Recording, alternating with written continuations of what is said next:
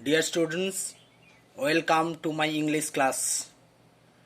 Today's lesson is from class 9, a poem by Philip Larkin, The North Ship. About the poet, Philip Arthur Larkin was born on 9th August 1922 and died on 2nd December 1985, was an English poet, novelist and librarian. His first book of poetry, The North Ship, was published in 1945, followed by two novels, Jill in 1946 and A Girl in Winter in 1947, and he came to prominence in 1955 with the publication of his second collection of poems, The Less Deceived, followed by The White Sun Weddings and High Windows in 1974. He contributed to the Daily Telegraph as its jazz critic from 1961 to 1971. Articles gathered in All What Jazz, a record diary from 1961 to 71, and he edited the Oxford Book of 20th Century English Verse. His many honors include the Queen's Gold Medal for Poetry. He was offered but declined the position of Poet Laureate in 1984 following the death of Sir John Benjamin. About the poem, The North Sea by Philip Larkin tells of three ships that sailed only to witness different fates. The three ships in the poem symbolized ambition with the aim to remind the readers that one out of three unforeseen outcomes always happen to any life ambition. Some are happily fulfilled, some are unhappily fulfilled, while some are not fulfilled at all. This poem describes the journey of three ships that head to different destinations, while two ships return. One presses forward and faces perils to continue its long onward journey, almost like a symbol of aspiration that overcomes all obstacles. This is the original poem, The North Ship. Read it carefully. Have a quick look into the critical words.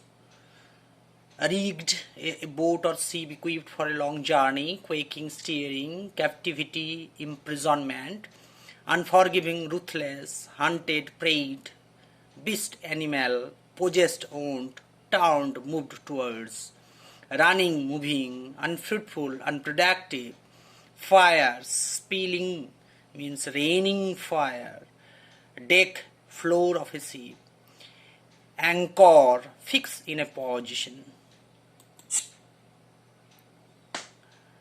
Summary of the poem.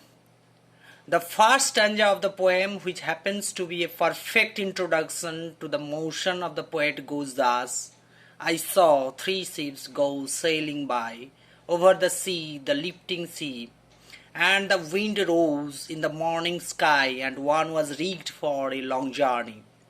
According to the second stanza, the first ship that sailed west was tossed by storm, yet carried to a rich country. The third stanza stated that the second ship that sailed east was hunted by a raging storm to an unhappy destination, where it anchored in captivity.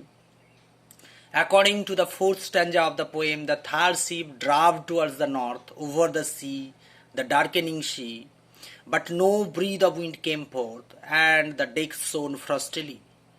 The ship that sailed east and the one that sailed west both returned, but the ship that sailed north was lost to the frost and never returned.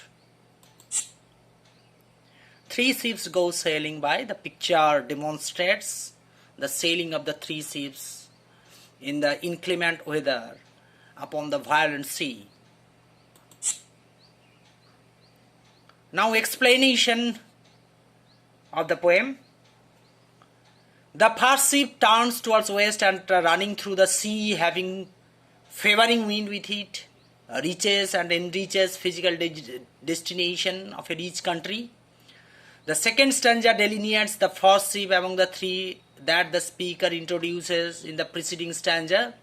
This ship sailed to the west that the speaker indicates as a rich country. Again, according to him, the nature is still beautiful and friendly as the running sea directed it powerfully and the wind blew and carried it to a rich country. The third stanza continues with explaining the second ship. The ship sailed towards the east. On the contrary, the nature accompanying second ship does not remain the same as that in the first and second stanzas. It became unfriendly and frightening as the sea started quaking and the wind hunted the north ship like a beast. The north ship was really captivated in such condition, reminiscence of the lost ship of the ancient mariner. The second ship takes the other side, that is east. It also sails away into the stewing sea with the wind favoring it to safely anchor into the other land. In the fourth stanza, the depiction of the north ship that has been introduced in the end of the first stanza is intensified further. The third ship can be inferred as the north ship since it drafts towards the north. The negative situation is also intensified here by utilizing the nature that accompanied its journey, such as the darkening sea. No breath of wind came forth and the deck shone frostily.